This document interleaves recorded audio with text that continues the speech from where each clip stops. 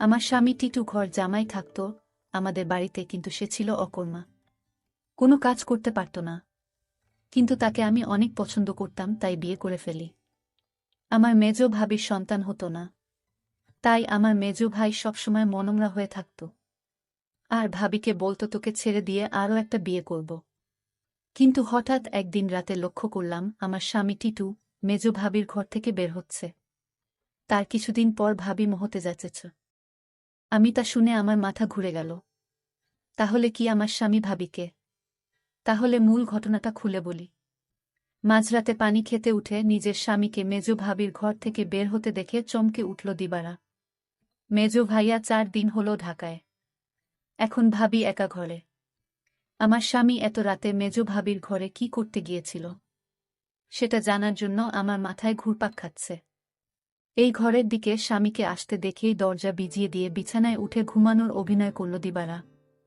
তার স্বামী দরজা ঠেলে সন্তর্পণে হেঁটে এসে বিছানায় তার পাশে শুয়ে পড়ল। দিবারা এই বাড়ির মেয়ে, তার স্বামী ঘরজামাই। দিবারা জানে কোনো রকম অপরাধ করলে তাকে সহ তার স্বামীকে এই বাড়ি থেকে বের করে দিবে ভাইয়েরা। তাই এই ব্যাপারে আর কোনো কথা বলে না দিবারা। পরের দিন সারাদিন মুখ কালো করে রাখলেও তার স্বামী টিটুকে এই বিষয়ে কিছুই জিজ্ঞেস করে না সে। তারপরের রাতে দিবারা আর কিছুতেই ঘুমাতে পারে না। তার বিশ্বাস তার মেজভাই যতদিন শহরে আছে প্রতি রাতেই বোধহয় তার স্বামী মেজ ভাবির ঘরে গেছে। কিন্তু ঘরে গিয়ে কি করল এটা তো আমি দেখি নাই। শুধু দেখতাম মেজ ভাবির ঘরে যেত। কেন যেত দিবারার মনে সন্দেহর সৃষ্টি হল। তার বিশ্বাসকে সত্যি প্রমাণিত করতেই যেন ধীরে ধীরে টিটু দিবারার পাশ থেকে গড়িয়ে মেঝেতে নামল। এরপর পা টিপে টিপে ঘরের দরজা খুলে বাইরে চলে গেল। রাত এখন কয়টা হবে? 1টা, 2টা। টিটু কোনো কাজ না জোগাড় করতে পারায় ভাইদের উপর নির্ভর করেই বেঁচে আছে তারা দুজন। দিবারা টিটুর এই অর্থ উপার্জনের অক্ষমতাটাই পুষিয়ে দেয়, সারাদিন গাধার মতো বাড়ির কাজ করে।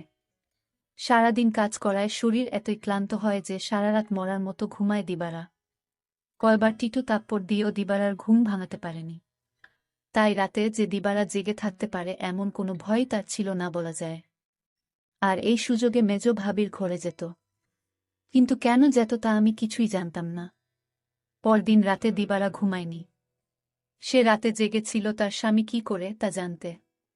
তখনই দেখল দিবারার স্বামী বিছানা থেকে ধীরে ধীরে উঠে গেল। ঘর থেকে বের হয়ে মেজ ভাবির ঘরে গেল। কিছুক্ষণ পর মেজ ভাবির ঘর থেকে চিৎকার শোনা যাচ্ছে। মনে হচ্ছে ভাবির এক অন্যরকম চিৎকার। আমি ভাবতে থাকলাম কি হতে যাচ্ছে এখানে। আমি কিছুটা আন্দাজ করতে পারলাম না আসলে ওই ঘরে কি হচ্ছে। টিটু চলে যেতেই বালিশে মুখ গুজে ফুপিয়ে কেঁদে উঠল দিবারা। সে তার স্বামীকে কত ভালোবাসে। সে কিনা করে সারাদিন তার জন্য, আর সে কিনা তার সাথে বিশ্বাসঘাতকতা করতে পারে। দিবারা ভাবল ওই ভাবির ঘরে কেন আমার স্বামী টিটু যায়, এটা আমার যে করে হোক জানতে হবে। পরের 2 রাত অনেক চেষ্টা করেও জেগে থাকতে পারল না দিবারা। সারাদিনের কাজের ধকলে এতই ক্লান্ত থাকত যে মাঝরাত পর্যন্ত বিছানায় শুয়ে জেগে থাকা তার পক্ষে অসম্ভব ছিল। তারপরে যখন মেজভাই চলে এলো তখন থেকে দিবারা কিছুটা নিশ্চিন্ত হল। তারও কয়েকদিন পর এক রাতে গভীর ঘুমে ঘুমিয়ে রয়েছে দিবারা। অনেক ধাক্কাধাক্কি করে তাকে উঠালো তার স্বামী টিটু। ঘুম জড়ানো ক্লান্ত কণ্ঠে দিবারা বলল, কি হয়েছে? এত রাইতে ডাকেন কেন? লাইটটা একটু জ্বালাও তো। সারাদিন কাম কইরা কুল পাই না। উনি আছেন তার চিন্তায়। এখন ঘুমান। এই বাড়ির সবচেয়ে অবস্থাপন্ন বলা যায় মেজু ভাই শহীদকে। তার স্ত্রীও অবস্থাসম্পন্ন ঘরের মেয়ে। শহীদ মিয়ার বড় চালের আড়তের ব্যবসা। গ্রামের দিকে হলেও শহীদের ঘরটা দেখার মতো। ইট সিমেন্টের দেয়াল আর টিনের দোচালা। তার ডান পাশে 2টো ইটের তৈরি ছাপড়া ঘরে থাকে ছোট ভাই বাদল আর বড় ভাই জলিল। তাদের 2টো ঘরের মুখোমুখি উঠান পেরিয়ে একটা টিন আর বাঁশের তৈরি ঘর। এখানেই দিবারা আর টিটুর সংসার।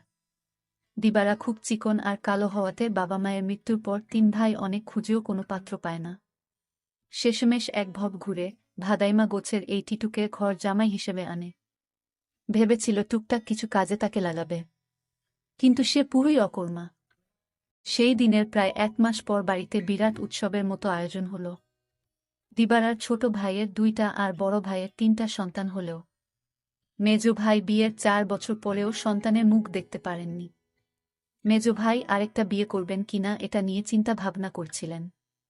যে স্ত্রী তাকে সন্তানের মুখ দেখাতে পারবে, মেজ বউকে তাহলে এই বাড়ি ছেড়ে চলে যেতে হতো। ঠিক এই সময়েই আনন্দ সংবাদটা পেল সবাই। মেজ বৌমা হতে চলেছে। মেজ ভাইয়া আর ভাবির আনন্দ দেখে কে। এই উপলক্ষেই এই উৎসব আয়োজন। দিবারা যখন আনন্দের সাথে টিটুকে এই খবরটা দিল তখন সে সামান্য একটু মুচকি হেসে বলল, ভালোই তো। শুনছিলাম কোনো ফকিরের কাছ থেকে পানি পড়া নিচ্ছে। ফকিরটা কামেল। সেও কি যাবে নাকি সেই ফকিরের কাছে? কোথায় থাকে সে? যেখানেই থাকুক, তুমি যাবে কি না সেটা বলো। দিবারা বলল, আমার দরকার নাই। আমি সবই বুঝি, তুমি ভাবিরে ফকিরের কাছ থেকে পানি পড়া এনে দাও, এটা তোমার বানানো কথা। এটা আমি বিশ্বাস করি না। দিবারা আরও বলল, আমি একদিন তোমার এই রহস্য খুঁজে বের করব। আর যেদিন তুমি ধরা পড়বে সেদিন বুঝতে পারবে তোমার কি অবস্থা হয়। টিটু তখন বলেছিল, তুমি আমারে বিশ্বাস করো না। দিবারা বলল, করি, কিন্তু তুমি তোমার প্রতি আমার বিশ্বাস দিন দিন উঠে যাচ্ছে। যতদিন পর্যন্ত আমি জানতে না পারব তুমি মেজ ভাবির ঘরে কেন যাও, ততদিন পর্যন্ত তোমার প্রতি আমার আর বিশ্বাস হবে আর হবে না। দিবারা এই কথা বলে ঘুমাতে গেল। তার স্বামী টিটুও তার সাথে শোয়া ছিল, কিন্তু হঠাৎ করেই দেখল তার স্বামী বিছানায় নাই। তখন দিবারা চিন্তা পড়ে গেল, আজও চলে গেল। ভাবির রুম থেকে এক প্রকার চিৎকার আসতে শুরু করল। আমি কিছুই বুঝতে পারলাম না, এটা কিসের চিৎকার। মনে হচ্ছে মেয়েলি কণ্ঠ। প্রায় 1 ঘণ্টা পর দিবারা দেখতে ফেল মেজ ভাবির রুম থেকে বের হতে। দিবারার মনে দিন দিন সন্দেহ বাড়তে লাগল। তারপর দিবারা ভাবল, একদিন আমি জানালা দিয়ে দেখব তারা কি করে। দিবারার স্বামী দিন দিন দিবারার প্রতি কমে যাচ্ছে। কিন্তু আজ 2 দিন যাবৎ দিবারার স্বামী মেজ ভাবির রুমে যাচ্ছে না, সেটা লক্ষ্য করল দিবারা। দিবারা তার স্বামী টিটুকে জিজ্ঞেস করল, কই, আজকাল তো তোমায় আর দেখি না ভাবির রুমে যেতে। তার স্বামী টিটু তাকে একটা তাপ্পড় মেয়ে বলল, তোমার বাবার বাড়ি থাকি বলে তুমি কি আমায় যা বলবে তাই মনে করবে? সবকিছুর ভিতর শুধু কি তোমার অধিকার আছে, আমার নেই? এর মধ্যে হঠাৎ খবর আসলো মেজ ভাবি মা হতে চলেছে। দিবারা সেটা শুনে থমকে গেল, কারণ মেজ ভাবির স্বামী মানে আমার মেজ ভাইয়ার তো সমস্যা ছিল। তাহলে কিভাবে সে মা হতে চলল? আমার মাথায় কোনো কাজ করছে না। আমার মনে সন্দেহ হতে লাগল। দিবারা তার স্বামীকে বলল, আপনি এখন আর দেখি দিবারার রুমে যান না কেন? কখন কি করব সেটা আমার ব্যাপার। যাই হোক, আমি এবার অপেক্ষায় আছি কখন আবার আমার স্বামী তার রুমে যায় সেই প্রতীক্ষায়। এর কিছুদিন পর তার স্বামী টিটু ভাবির রুমে গেল। তারপর আমি জানালা দিয়ে যা দেখলাম তা দেখে আমার চোখ ছানা বড়া হয়ে গেল। দিবারা এই দৃশ্য দেখে সে বিছানায় শুয়ে কান্না করতে লাগল। ঠিক তখনই আমার স্বামী টিটু আমার রুমে এসে পড়ল আর আমায় বলতে লাগল, আরে শাহানা, লাইট জ্বালাও না, দেখ কি দেই। বিরক্ত হয়েই বিছানা থেকে নেমে লাইট জ্বালালো দিবারা। তারপর চকিতে এসে বসল। টিটু তার সবগুলো দাঁত বের করে হেসে পাঞ্জাবির পকেট থেকে এক জোড়া চুড়ি বের করল। আরেকটু কাছে আসো, পরায়া দেই। চুড়িগুলো দেখে চিনল দিবারা এগুলো স্বর্ণের।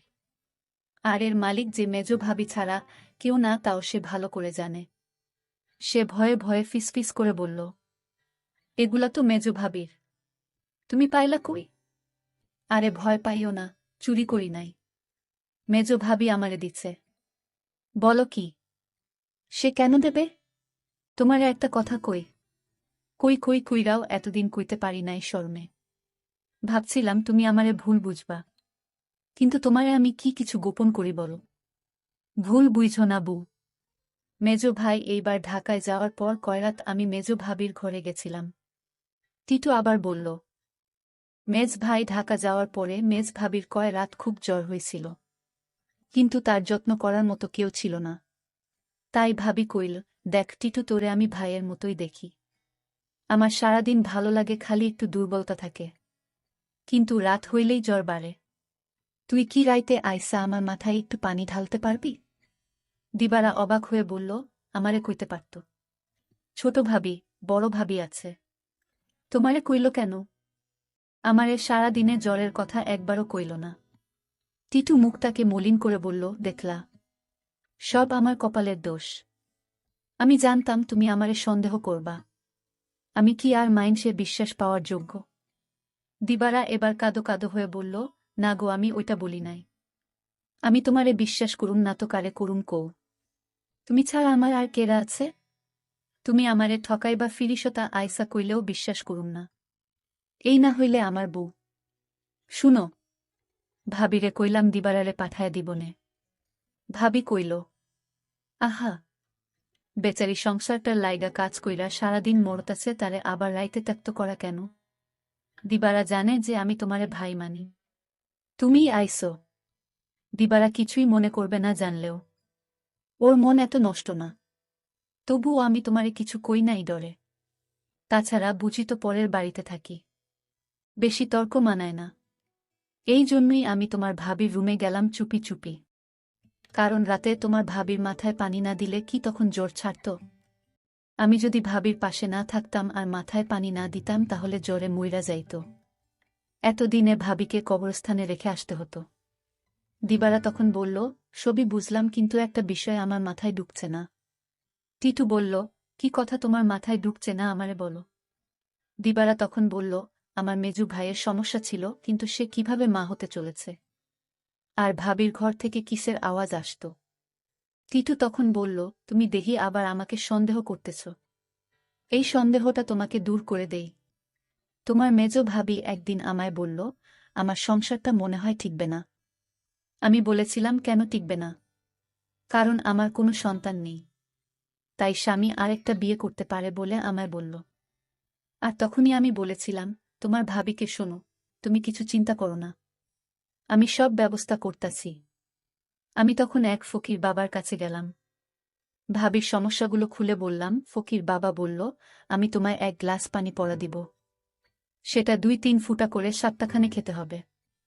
তাও নিজ হাতে খেলে হবে না, তার স্বামী তাকে কাওয়াই দিতে হবে। তখন তো বড় ভাই বাড়িতে ছিল না। আমি কোনো উপায় না পেয়ে এক গ্লাস পানি পড়া নিয়ে আসলাম। আর এই ফকির বাবার পানি পড়া খেয়ে আল্লাহর রহমতে সে সন্তান লাভ করেছে, বুঝলে এবার দিবারা। আর তোমার ভাবির ঘর থেকে যে শব্দ আসত সেটা ছিল এলইডির শব্দ। তুমি তো শুধু শুধু আমায় সন্দেহ করতে। দিবারার চোখ ভিজে উঠে। আহা, তার এই স্বামীকে আর ভাবিকেই নাকি সে ভুল বুঝেছে। কি বাজে চিন্তাই না করেছে সেই রাতে তার স্বামীকে ভাবির ঘর থেকে বের হতে দেখে। সে সিদ্ধান্ত নেয় তার সহজ সরল এই স্বামীকে আর কোনোদিন সন্দেহ করবে না সে। টিটু বলল, আমি সেবাযত্ন করাতেই তো ভাবি সুস্থ হইয়া গেল। তাই তো খুশি হইয়া দিল এই চুরি জোড়া, কইল দিবারারে দিও। তবে দিনের বেলা এটা পইর না, সাহানা। বুঝি তো পরের ঘরে থাকি, 5 লোকে 5 কথা কইব। দিবারা তখন কেঁদে কেঁদে বলল, আমি তোমাকে অনেক কষ্ট দিয়েছি, তোমাকে অযথা সন্দেহ করেছি, আসলে তুমি নিষ্পাপ। দিবারা বলল, তুমি মেজো ভাবির ঘরে গিয়ে মেজো ভাবিকে মায়ের মতো যত্ন করে সুস্থ করে তুলেছে, এরকম স্বামী এখনকার যুগে পাওয়া বড় কঠিন। দিবারা বলল, আমায় ক্ষমা করে দিও তুমি। তুমি ক্ষমা না করলে আল্লাহ আমাকে ক্ষমা করবে না। টিটু তখন হেসে বলল, আমি তোমাকে ক্ষমা করে দিয়েছি। বন্ধুরা, আজকের গল্পটি কেমন লাগলো তা অবশ্যই কমেন্ট করে জানাবেন, আর এরকম নতুন নতুন ভিডিও পেতে আমার চ্যানেলটিকে সাবস্ক্রাইব করে পাশে থাকবেন। ধন্যবাদ।